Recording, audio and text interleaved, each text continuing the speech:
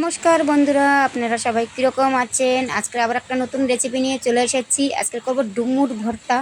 তো দেখো, গাছ থেকে ডুমুর পেড়ে নিয়ে এসে হাফ হাফ করে কেটে দানাগুলো ফেলে দিয়েছি। দেখো, একটাই কিন্তু দানা নেই, একদম পরিষ্কার করে কাটতে হবে। দানা থাকলে কিন্তু খাওয়া যাবে না, কিচকিচ শব্দ হবে, তাই দানাগুলো ফেলে দিয়েছি। আর এইভাবেই পরিষ্কার করে কেটে নিয়েছি।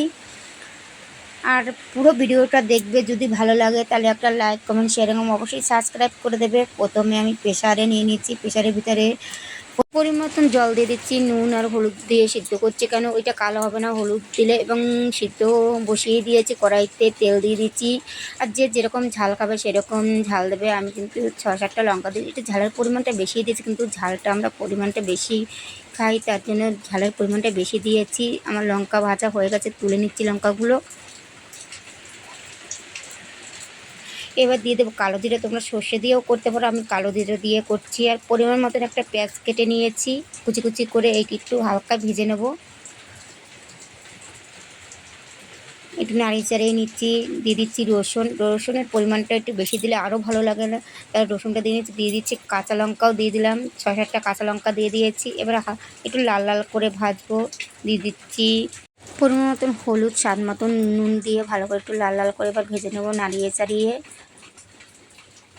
দেখো, হালকা কিন্তু লাল লাল হয়েই গেছে। এবার দিয়ে দেবো এতে চিংড়ি মাছ। চিংড়ি মাছটা দিলে তো অন্য রকমেরই টেস্ট, তাই চিংড়ি মাছ দিয়ে একটু ভেজে নেব। দেখো, আমার কিন্তু ভাজা হয়ে গেছে এবং ডুমুরটা যে সিদ্ধ করে জলটা ঝরিয়ে নিয়েছিলাম, আমি ডুমুরটা এনেও এইটা কিন্তু কড়াইতে দিয়ে একটু নাড়িয়ে চাড়িয়ে জলটা শুকিয়ে নেব। কেন জল থাকলে আমি কিন্তু এইটা আর ভাজবো না, এইভাবেই ভেজে তুলে নেব। আর এই দিয়ে ভাত খেতে কিন্তু খুবই ভালো লাগে। আর এই বাটা হলে আর কিছুই লাগে না, তার জন্য আমি এই ডুমুর ভর্তাটা করব আজকে। আমার ভাজা কিন্তু হয়ে গেছে, এবার তুলে আমি শিলে বেটে নেব। আমি মিক্সিতে করব না, শিলের টেস্টটাই অন্য রকমের। আমার বাটা হয়ে গেছে, এবার আমি এটা তুলে নিয়েছি। দিয়ে দিয়েছি কাঁচা তেল। কাঁচা তেলের গন্ধটাই কিন্তু অন্য রকমের, এই কাঁচা তেলের গন্ধতেই কিন্তু ভাত খাওয়া হয়ে যাবে। দিয়ে দিচ্ছি 2টো কাঁচা লঙ্কা, দেখতে সৌন্দর্যের জন্য। আর আমার বাটা পুরোই রেডি, দেখো কত সুন্দর লাগছে দেখতে।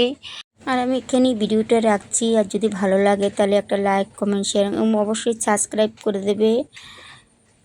সবাই ভালো থাকবে, সুস্থ থাকবে, স্বাভাবিক থাকবে। আবার অন্য কোনো রেসিপি নিয়ে তোমাদের সাথে চলে আসবো। আর কীরকম হয়েছে দেখে নাও। হ্যাঁ, কীরকম হচ্ছে বলো।